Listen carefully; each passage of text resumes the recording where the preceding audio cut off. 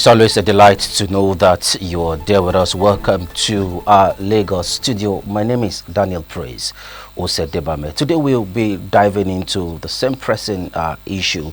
That's the topic of the tax reforms that has been generating so many controversy. The 2024 revenue growth or public burden. Is that what is going to be? The proposed reform currently advancing. It has been advancing and it has gotten to its second reading at the Senate. But the question is, we have so many persons kicking against it, especially those from the northern region. Now, this proposed reform currently advancing through the legislative process promised to transform the nation's fiscal landscape, while some stakeholders applaud its potential to boost government revenue and streamline taxation.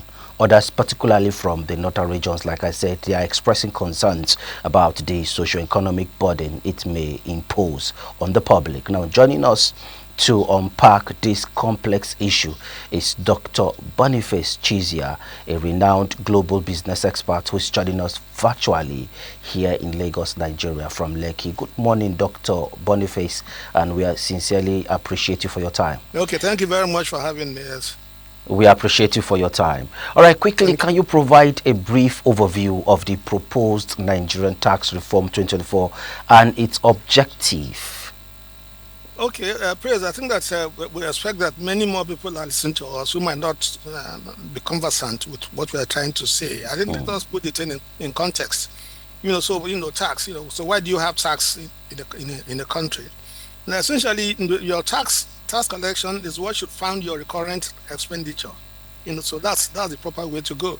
So if you are collecting your tax and your tax is not commensurate and you are not funding your salaries and wages and other recurrent expenditure from it, and you're borrowing money to do that, then you are not managing your country very well. So I think that's the first thing we have to take on board.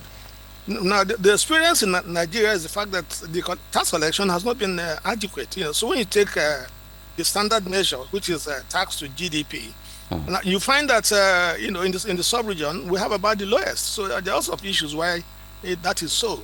So by the time you begin to unpack this, and so when you see the reform that is coming, the reforms are long overdue.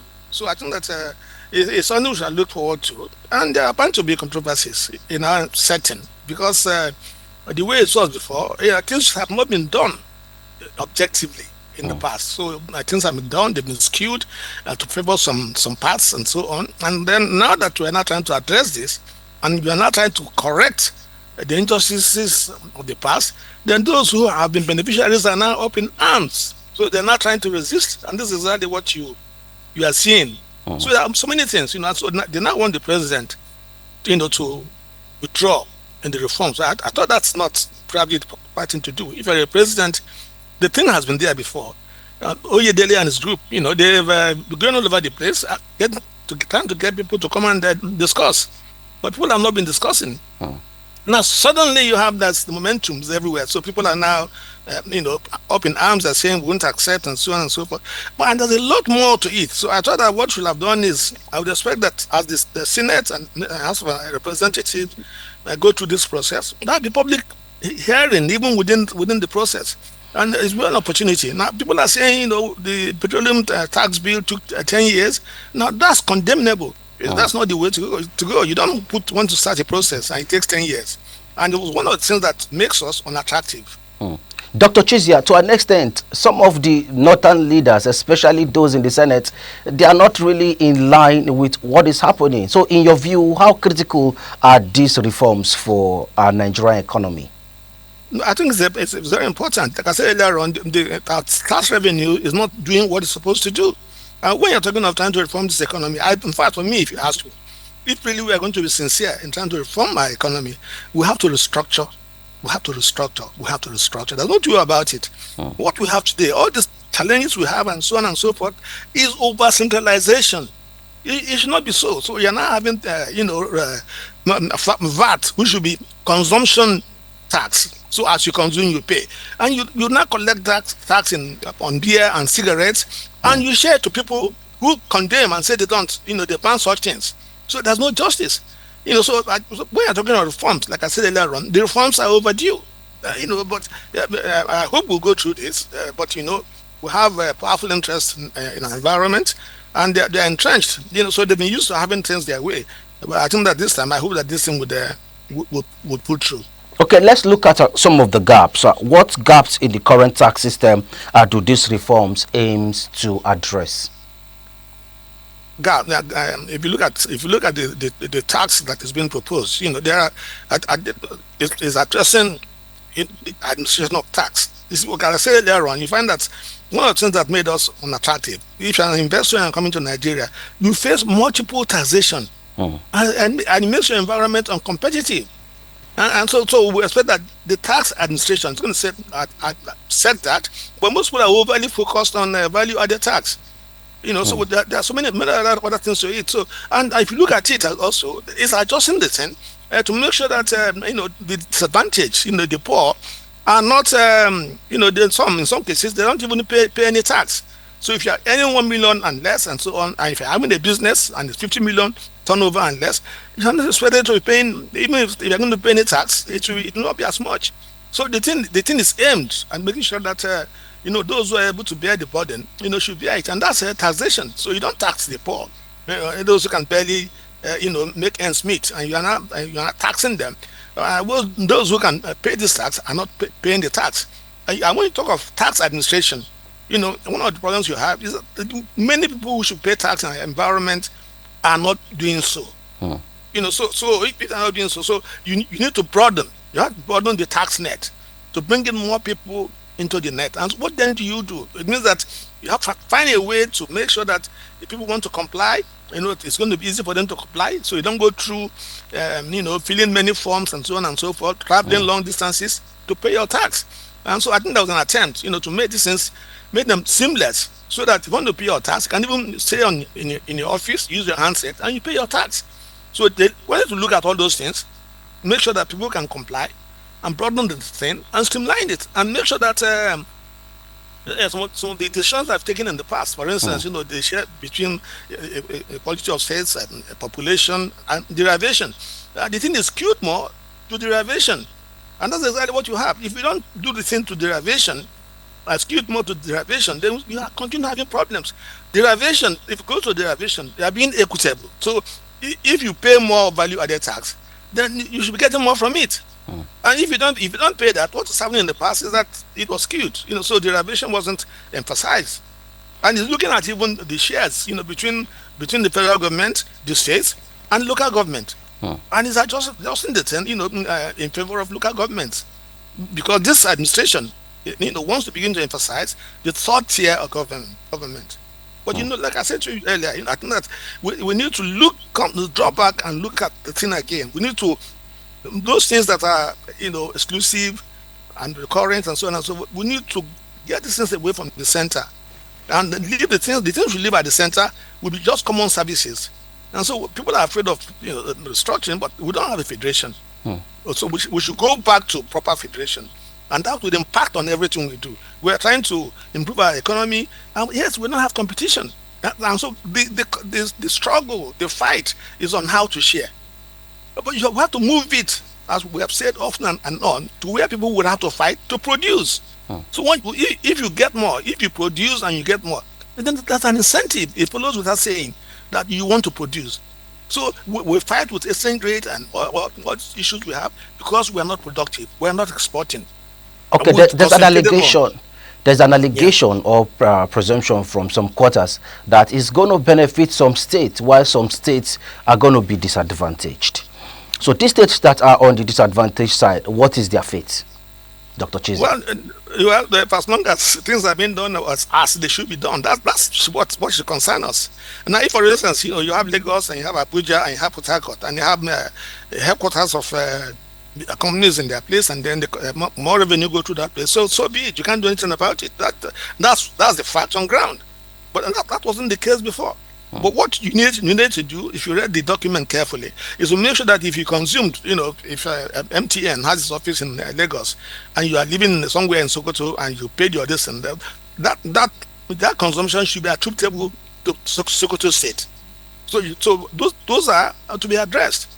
But I think that what has happened is that the enlightenment, which the committee should have done, the Oyedele committee should have done, not because of they didn't, but they were going about trying to consult with people, but people were not taking them seriously. And then suddenly now, that the people are now sensitized. They open their eyes and they see what is eventually going to happen. And then you're saying because it's going to impoverish, it's going to make us, we're already poor. It's going to make us poorer. So, and then you are fighting it. Look, let's do the things. First of all, make sure we do things correctly. And then if I want to say, okay, let's now, if there's a way we can put in a transition process that says, okay, before we might transit, let's put some years before this thing begin to happen. Then we can begin to do that. But the emphasis should be we have to do things correctly. They've not done correctly before. Things were being hijacked and were made because those who were in authority are from certain parts of the country and were made to favor those people. And we can't continue to live. That's injustice. You can't continue to live with that injustice. And you continue to cry that if it happens now, it's going to affect you adversely. The most important thing for us is it the correct thing that we're doing? We have to make sure, we have to come to terms with the fact that we cannot run away from doing things the way they should be done. But those at on the table of the high income earners, they are also complaining. Do you think they should be complaining at this point, or they should embrace the Nigerian tax reforms bills? I listened to Dugara. The guy was saying that the Northerners are, fighting against Tinubu and so on and so forth. He said that they should open their eyes and see that the man recently created a ministry for livestock. And he says, the amount of money, what has been estimated, if you Google, it's in trillions of naira. The amount of money that's derived from that. And he estimated that the North will be able to earn $250 billion within the short space of time if they concentrated on that. And so you are chasing shadows and you're leaving more important things. As long as we continue to do what's not correct, what's not important, and we are living in denial, we're looking at the things and we're saying this is what it is, and maybe we should be thinking outside the box. And because at the end of the day, we might be shooting our legs on the feet, and that's exactly what is happening. Okay, are there global examples of similar tax reforms that we should copy from? Well, the things that you have this Oyedele and his group, they're supposed to be tax experts, so that people, you go to school and you study these things. And these are people who are supposed to be knowledgeable about it. And so they've come and they're doing these things. So it's for us, what people should do is to make, at this stage, at this point in time, as we're discussing this, we put the interests of Nigeria ahead of us and forget how it's going to impact on us in the near term. And let's look a bit ahead to the future. Now, we might think that it's going to impact on us, adversely in the short term, but maybe as things begin to unfold, you see that things will begin to happen in such a way that at the end of the day, you have to turn around and say, oh, it's a good thing that this happened. We wish we had known. We could have done this before. But the thing is that we cannot keep on holding this country back as we've done in many instances, because they have powerful interests who have benefited from this things, not because it's their due, not because it's justified, but because they are powerful interests and they want you to continue. And what essentially that's what amount to is that we are being short-sighted. We are not seeing things. We are not looking at things the way we should do.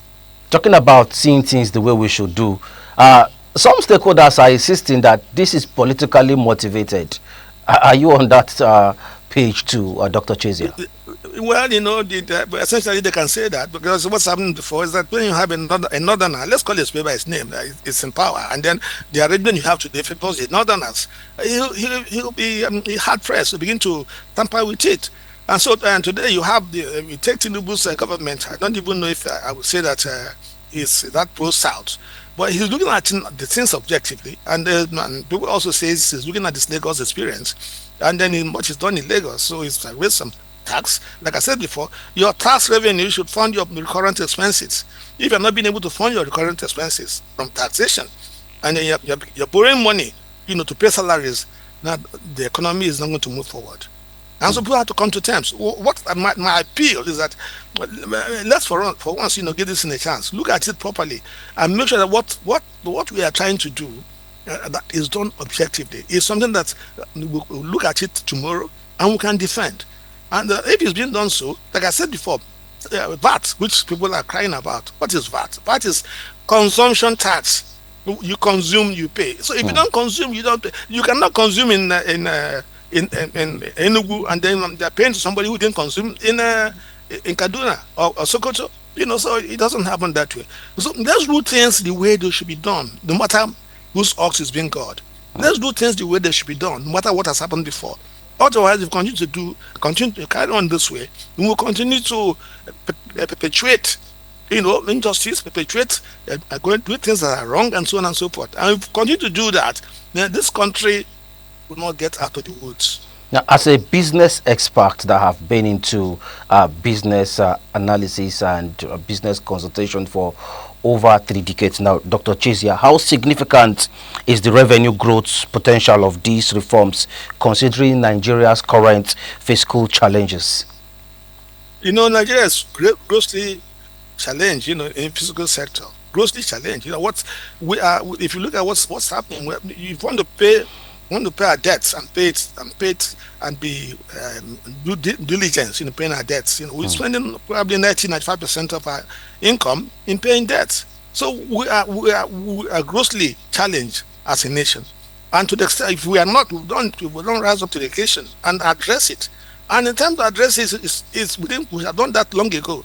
And the next time to do it is today. We need to rise up and make sure that we do things appropriately. We are grossly challenged in terms of revenue coming to us. And what this government is trying to do is begin to do things the right way and begin to drive development to where it's most important. And that is the local government that is nearest to where things are happening. And that wasn't the case. Local government, to a large extent, the state governors were sitting on local government funds, and they were not allowing them even to operate. And so if we can get the thing there, and when I talk about the removing powers from the center, when you take things, for instance, have local government chairman and it's accountable to the people, and you have systems in such a way that is accountable to the people, he's going to be very careful the way he spends the resources that are accrued to local government. But when you have a situation where local government is there, like what's happening today, he just goes there when they share revenue. And once he's done that, he goes back to wherever he is. Then you won't have development.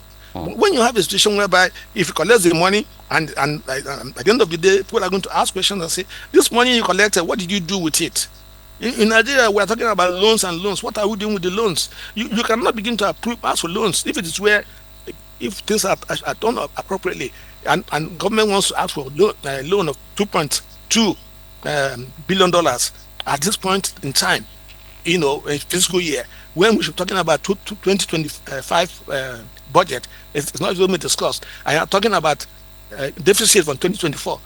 What happened to 2024 budget? Who has looked at it? What feedback have we been given on that budget? Where this money you're going to spend, where is it going to go into? Is it balance of payment support? We are going to use it to pay salaries and so on and so forth. So let's have some transparency, but we're not having it. So you go and you take this loan, and then they squander it, and then we dig ourselves deeper into the hole we're already in. Okay, Dr. Chizia, when we are due for a break, and when we return back, you'll be helping us to give us insight if there's going to be any kind of regional disparities as far as this bill is concerned. But that will be right after this break.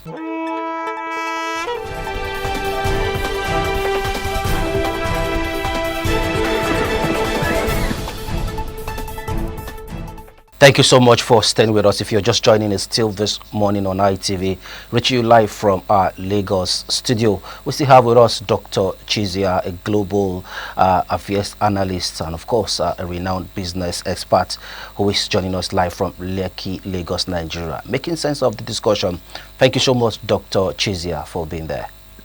Thank you very much for having me. Thank you. All right, let's quickly look at the regional disparities. Are we going to have regional disparities as far as this bill is concerned?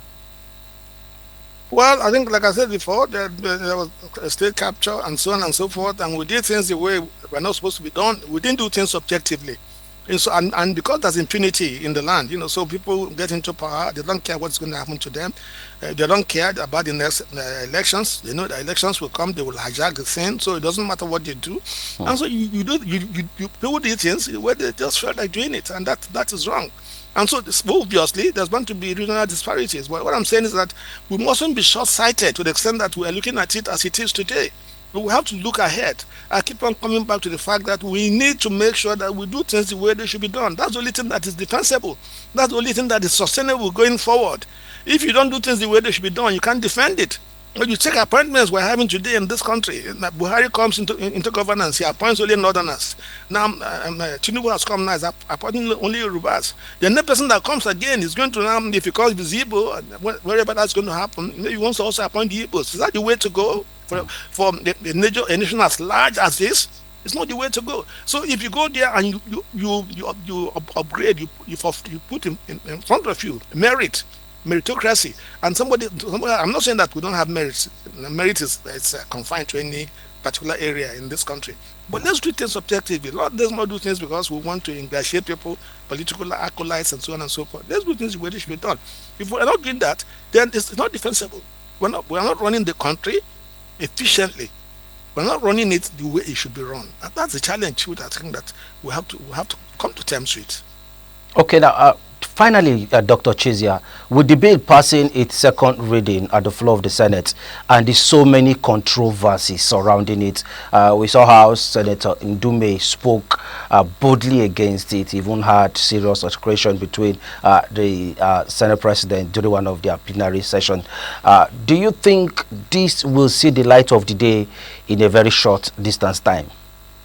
Well, I think that with the man there, I think Tinubu can swing it. Tinubu already has National Assembly in his pocket, essentially, and so I'm surprised if it doesn't go through. So we might have these positions and so on and so forth. There might be some tinkering and so on.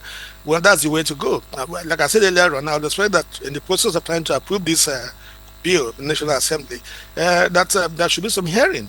So some of us have been involved in processes of trying to push certain legislation, through the National Assembly. That's an intervening period when they bring in experts. The people in National Assembly want to be also educated. What I can tell is that some of the people in National Assembly don't even understand this bill the way it is. And so they are just responding to sentiments and pressure from so the Northerners are pressing this thing, and maybe they are holding the wrong end of the stick. They don't even know what the thing is. They don't even know how it's going to impact on them. And some people are just championing it and they're saying that this is anti-North, and so it's anti-North. So you have a position, and sometimes it's blind opposition. So, but I say again, it's about time we begin to put ahead of us, the interest of this nation. Nigeria is a large country that is so well endowed that should be the pride of the black man anywhere in the world. And to the extent that we're not performing the way we should perform, we are holding everybody, any black person anywhere in the world, down. And we are not getting the respect which we should get anywhere in the world. Definitely, Dr. Chizia, I'm going to take that as your parting words on the show. Thank you very much. We would like to have you again as things unfold regarding this bill, please, if you don't mind. No, I'm okay at your service. Thank you for having me. Thank you so much. That was Dr. Boniface Chizia, a renowned business consultant and business expert, a global affairs analyst. Before we let you go, let's quickly take you through our parting shot here. Focus all your thoughts on the task at hand for the sons Ray only born when concentrated. This is our parting shot from our Lagos studio. My name is Daniel Praise Osedebame. TMI continues shortly. Do stay with us.